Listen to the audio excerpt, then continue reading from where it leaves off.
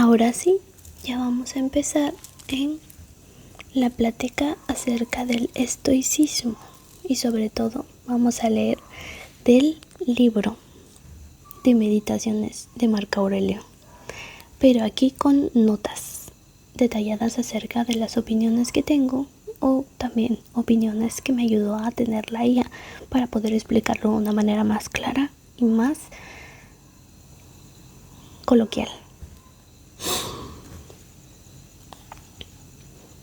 Vamos a tocar 3 temas, así que prepárense para escuchar 3 meditaciones. De mi abuelo, el buen carácter y la serenidad. Aquí Marco Aurelio está recordando algo muy simple pero muy valioso de su abuelo. Aprendió a tener un carácter tranquilo, noble y sin tanto drama. En otras palabras, que una persona de verdad no necesita andar gritando, peleando por todo o reaccionando con enojo cada vez que algo no le gusta. Más bien, aprende a mantenerse serena, a pensar antes de hablar y a no dejar que cualquier cosa le quite la paz. Cuando habla de serenidad, no se refiere a hacerse fuerte por fuera nada más, sino a tener una calma real por dentro. Es como esa persona que, aunque tenga problemas, no anda exagerando ni haciendo un caos de todo. Sabe controlar su forma de responder. No se deja llevar por impulsos, ni por corajes rápidos, ni por lo primero que se le venga a la cabeza. Ese tipo de carácter vale mucho porque te ayuda a vivir más en paz contigo mismo y con los demás. En lenguaje más común, esto sería algo así como: aprendí que no hace falta andar armando alboroto para tener fuerza. A veces el verdadero carácter no se nota en la agresividad, sino en la tranquilidad con la que alguien maneja las cosas. Y eso no significa ser débil. Al contrario, muchas veces las personas más fuertes es la que sabe quedarse en calma cuando los demás ya están fuera de control. También puede entenderse como una forma de no complicarse la vida con cosas que no merecen tanta energía. Hay personas que se enojan por todo, se alteran por todo y viven cargadas. Marco Aurelio aquí parece decir que su abuelo le enseñó una manera más limpia de estar en el mundo, con carácter sí, pero sin perder la serenidad, como quien sabe poner límites sin perder la cabeza. De mi padre, la reputación y memoria de buen hombre, el carácter discreto y viril. Esta parte habla de algo parecido, pero con otro enfoque. Aquí Marco Aurelio dice que de su padre aprendió a cuidar la forma en que uno vive, porque eso deja huella. O sea, que una persona no solo existe por lo que tiene, sino por cómo se comporta, por lo que transmite y por el recuerdo que deja en los demás. La idea de reputación y memoria de buen nombre no se trata de aparentar, sino de vivir de tal forma que la gente te recuerde bien por tu conducta. Cuando menciona el carácter discreto, se refiere a alguien que no anda presumiendo todo el tiempo, que no necesita hacerse notar a fuerza. Una persona discreta sabe actuar con dignidad, sin estar buscando aplausos. No anda exponiendo todo, ni queriendo verse superior, ni queriendo que todos le reconozcan cada cosa que se hace. Simplemente hace lo correcto y ya. Y cuando habla de viril, en ese contexto no se trata de machismo, ni de dureza vacía, más bien significa firmeza, valentía y presencia. O sea, tener temple para actuar como se debe sin andarse rompiendo por dentro por cualquier cosa. Ser viril aquí sería tener decisión, responsabilidad y entereza. No ser blandito ante la vida, pero tampoco ser grosero o violento. Dicho más sencillo, de su padre aprendió a ser alguien serio, recto y con presencia, pero sin hacer show. Como alguien que no necesita andar diciendo mírenme, porque su forma de vivir ya habla por él. También se puede entender como aprender a ser respetado sin andar exigiendo respeto todo el tiempo. El respeto verdadero se gana con acciones, no con ruido.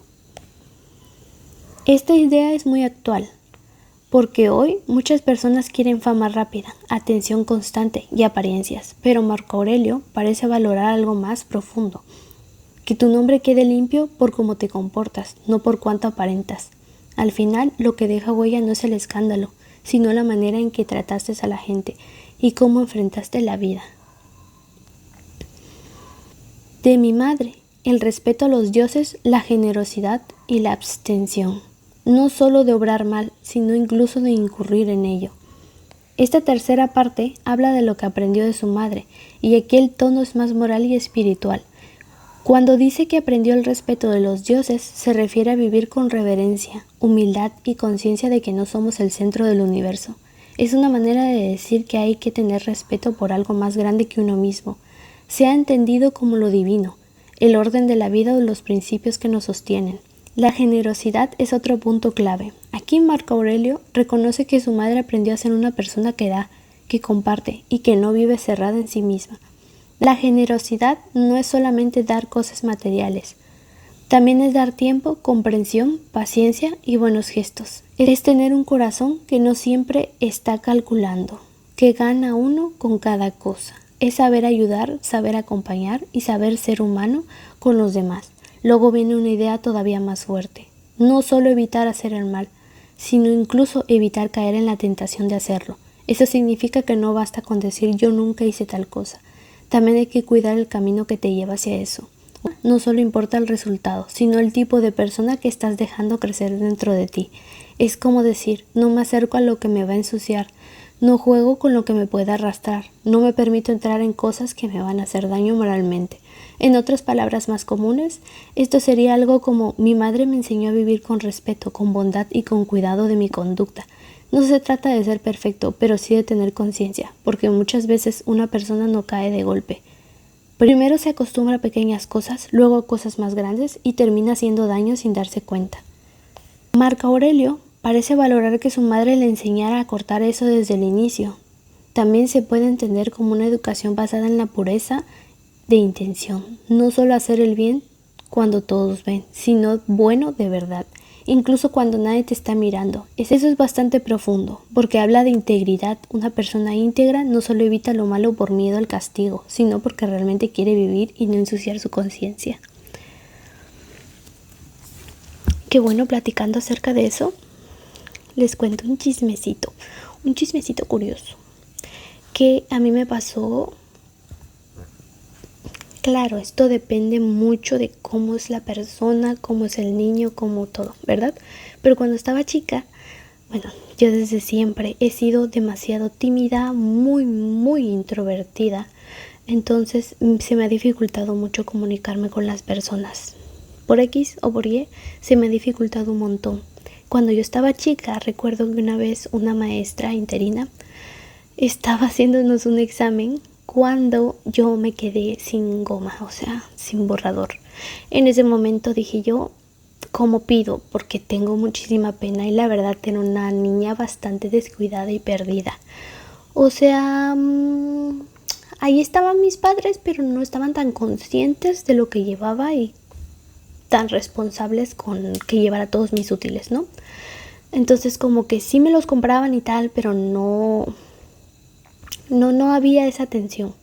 Y entiendo que una persona, un niño, tiene que agarrar la responsabilidad y la disciplina, cosa que yo agarré después.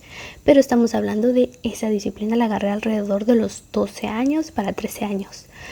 Antes de eso yo no tenía esa disciplina. Entonces, y cuando estoy hablando de que tampoco había esa atención, puedo decir que desde el inicio de mi primaria no hubo esa atención. Entonces, en ese momento yo no tenía la goma y tampoco tenía un lápiz útil ni nada que me pudiera ayudar, a lo que yo procedí a intentar pedirlo a mi alrededor. Entonces tenía demasiado nervio, yo mirando hacia el examen, y dije yo, en este momento sería un buen momento para pedirlo, pero si me ve la maestra va a pensar que estoy haciendo otra cosa, ya sabes, copiando el examen. En ese momento me cohibí bastante y no sabía yo qué hacer.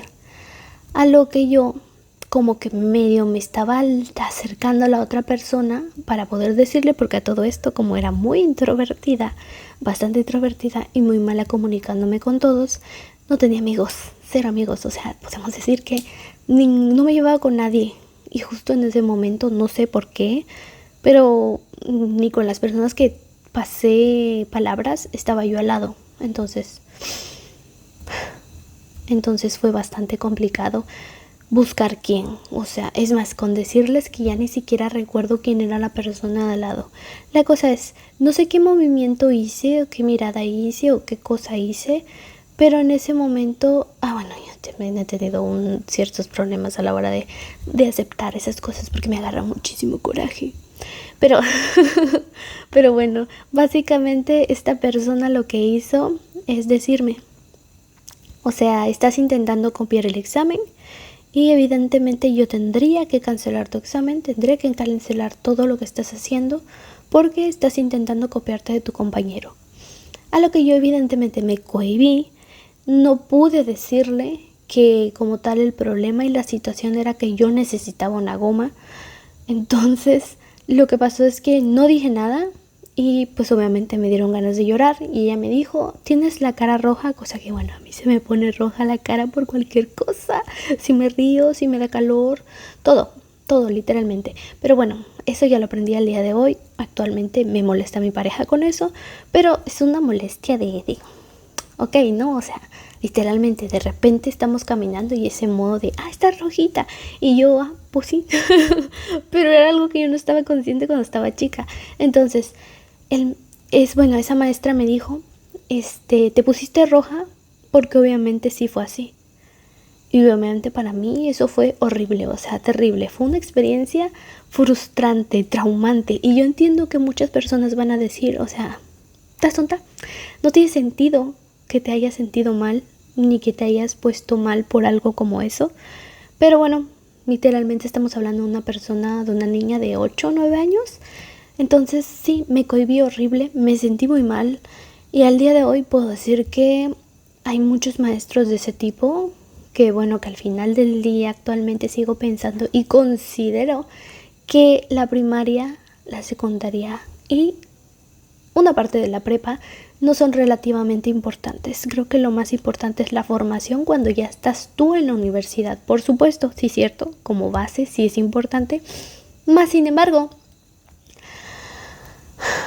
la manera y la formalidad que la toman, tomando en cuenta que muchos maestros carecen de esa pasión o arte de trabajo, personalmente no considero que deban de ponerse de esa manera, tomando en cuenta que no merita. Si eres un buen maestro, te lo concedo, ¿ok? Eres un buen maestro, enseñas muy bien, tienes buenas prácticas, sabes comunicarte, va. Pero si eres una persona que realmente, como en este caso, que literalmente me vio estresada y ansiosa, y la verdad no sé qué habré hecho yo, que le ha de haber dado duda de que yo estaba copiando, y que sobre todo, algo que me molesta, es que ni siquiera den el derecho de opinar ni de decir. ¿Por qué? Porque en ese momento me quedé callada, la quedé viendo, y claramente lo que había en mi cuerpo, en mi mente, era pánico. Porque obviamente para mí no es cierto, pero no sé cómo decirte que no es cierto y me siento muy mal. Y bueno, básicamente si prestaras un poquito más de atención, muchas veces yo en el transcurso de la escuela, en el transcurso de las clases, todo eso, bueno, pues era la niña que se quedaba sola, la que no tenía equipo, la que cuando entregaba la tarea la entregaba sola, actividades era sola. Muchas veces ni me elegían, me hacían un lado en la actividad física. Entonces, según tú, ¿cómo voy a tener yo el valor de decirte, no estoy copiando? O sea, no sé hablar, no participo en clase. ¿Por qué no tuviste esa idea en vez de agarrar y asumir que yo estoy agarrando y sacando copia y que encima me puse roja porque yo obviamente me dio vergüenza porque soy una niña mala y todo eso? Y cuando en realidad, o sea, yo creo que si lo hubiese sido, me hubiese valido por completo. Pero bueno, desde ese entonces dije yo, voy a vivir de tal manera, por supuesto le salió a la desgraciada, voy a vivir de tal manera en la que no se ponga en duda. Voy a vivir de tal manera en la que no se ponga en duda la persona que soy. Porque tristemente me tocó muchas veces esa situación. Cosa que bueno, ni modo, ¿verdad? O sea, así son ellos, no se le puede evitar. Al final del día ellos eran los adultos, nada conscientes, pero eran los adultos, así que tocó ser de esa manera. Y dije yo, pues va, voy a vivir de tal manera en la que no se pueda poner en duda. Y desde ese entonces literalmente seguía al pie de la palabra de esa situación. Y por supuesto, conforme fue pasando el tiempo me volví más disciplinada, más sin embargo algo que nunca se me ha podido quitar es, es el hecho de que el respeto se gana. Y no por el hecho de que te hayan asignado como mi maestro significa que te debo un respeto. Tal vez esté mal, tal vez no, pero bajo ninguna circunstancia te estoy ofendiendo, más sin embargo no planeo seguir lo que tú dices porque no te has ganado mi respeto. Por supuesto, he conocido a lo largo de mi vida maestros que realmente se ganan mi respeto, no por otra cosa, sino que a veces son estrictos y saben enseñar. Aparte es cuando eres estricto y enseñas como toda tu cara. O sea, hay gente que no tiene vocación y que enseña como quiere, como gusta y como se le apetece. O solamente porque ya tienen el trabajo. Personalmente no me gustan esas cosas. Pero al mismo tiempo digo yo, ok, entiendo. Yo creo que es como un trabajo. No todos están felices en sus trabajos. Así que es comprensible. Más sin embargo, eso no me hace feliz.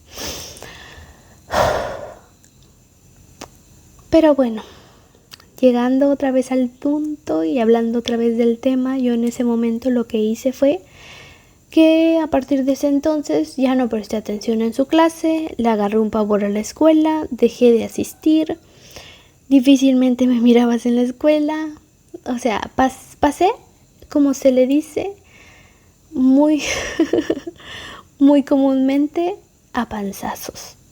¿Por qué? Porque, insisto, yo ya no asistía, yo ya no participaba, yo ya no hacía nada porque no valía la pena. Incorrecto 100%, pero también era una niña a la que no le prestaban mucha atención en casa, así que pues básicamente no me podían enseñar, tampoco me podían instruir de cómo tomar esas emociones. Así que mi manera más correcta y más sensata, según yo, fue mandarlo todo a la chingada. Simplemente no prestar atención a la maestra y pues no hacerle caso. Cosa que después de un tiempo, para cuando pasé la secundaria, decidí dejar la secundaria. Y bueno, la dejé un rato, trabajé un tiempo, porque sí, trabajé a los 13 años, de los 13 a los 16 años trabajé. Más o menos por ahí de los 15 dije yo, no, sí voy a estudiar. Sí voy a estudiar, no me va a hacer mal. Por supuesto, en ese tiempo que yo no estuve yendo a la escuela, que no pude hacer mi secundaria normal, en ese tiempo, debido a viajes, trabajo de mis padres, porque siempre han sido muy movidos, no tanto de quedarse aquí en casa ni nada, hemos viajado bastante desde que estoy chica. Entonces en ese tiempo lo que yo hacía era pues lo que aprendí, literalmente lo que aprendí. Una de las frases que me dijo mi madre es: aprende de los demás porque los demás son tu espejo. Entonces aprendí a observar bastante y a ver a las personas. No puedo decir que platiqué con ellas porque no platiqué con nadie. Básicamente viví observando. Y no solo viví observando, sino también leyendo. Porque una de las cosas que más me apasionaba era leer. Y pues lo hacía tal cual. Entonces, en ese tiempo lo que hice fue leer, nutrir mi cerebro, nutrir mi mente de una manera muy general. No solamente en respecto a los estudios, sino en respecto a mí, respecto a mis conocimientos. Aprendí cosas muy generales que al día de hoy todavía me siguen sirviendo porque no son cosas específicas. O sea, ¿cómo les explico? Aprendí a ser una persona útil en la vida. Aprendí a vivir, literalmente, a vivir con lo poco o lo mucho que quede del resto de mi vida. O sea, no quedarme limitada a lo que yo ya sabía, ni quedarme limitada a lo que yo podría llegar a saber, sino a ampliar mis conocimientos y poder ayudar de muchas formas. Porque claro, en ese momento lo que yo quería era ayudar a mi familia, ¿ok? Bueno, entonces, terminando yo ese tiempo de meditación, por así decirlo, yo llegué a la conclusión que sí necesitaba estudiar y seguirme nutriendo. Entonces decidí hacer mi secundaria pública y pues lo acabé creo que en un año o menos, no me acuerdo cómo van los exámenes, creo que son 2 por 2 por mes me parece.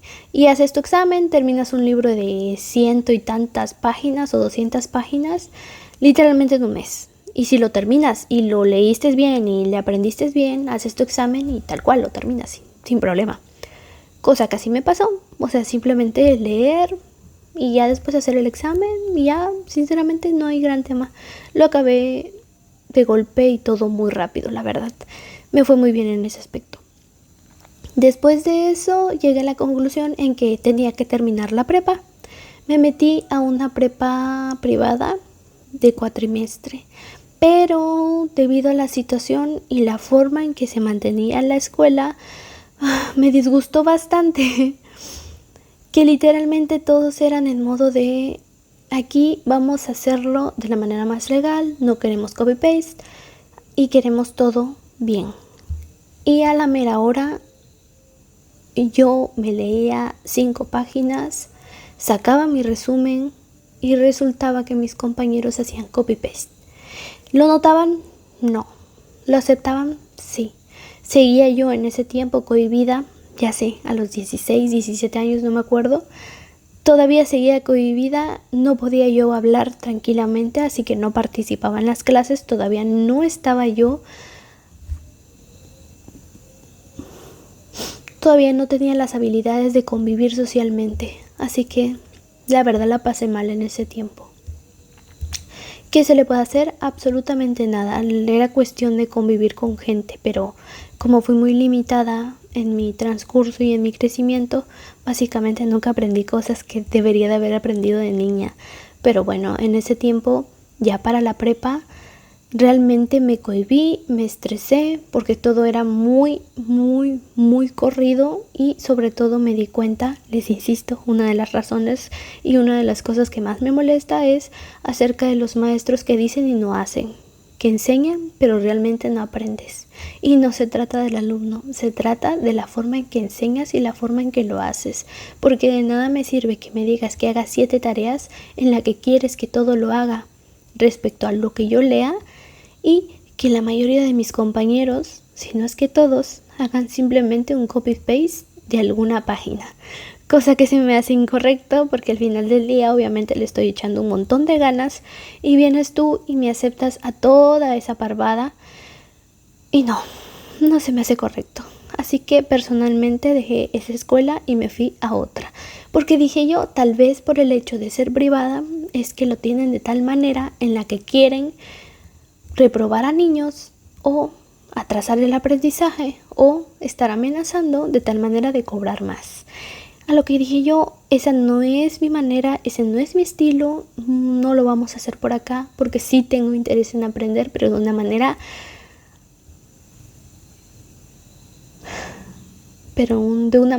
en la que pueda nutrir mi mente, no de esta manera en la que lo estamos haciendo de corrido y sobre todo una manera en la que literalmente solamente me estás exigiendo pero no me estás dando.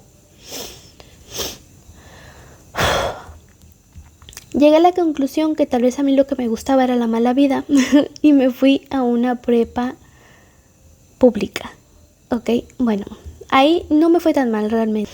Y en realidad sí es cierto, sí estaba muy bien la otra escuela en el aspecto de que lo que vi en unas semanas lo vi en un semestre. O sea, en ese aspecto tienen razón. Más sin embargo, la forma en que enseñaron en una escuela pública sí fue un poco más tranquila, más relajada, sin exigir tanto y sobre todo lo que querían era que aprendieras. Y eso absolutamente es muy valorable porque obviamente no todo el mundo corre al mismo ritmo y sobre todo, a pesar de que no me lleve tan bien otra vez con todos los maestros, porque claro, en la escuela privada sí hubieron maestros que me dolieron, como la maestra de español o el profe de filosofía, etcétera. O sea, sí habían maestros que realmente me dolieron porque dije yo, son maestros que realmente me nutren, me ayudan y me agradan, porque la manera en que enseñan es muy bonita, es muy ética, es muy moral y sobre todo sigue todos los lineamientos de una educación básica y integral. O sea, no quiero que lleguen nada más y me empiecen a platicar o que me digan sobre un tema que me están leyendo. Nada más.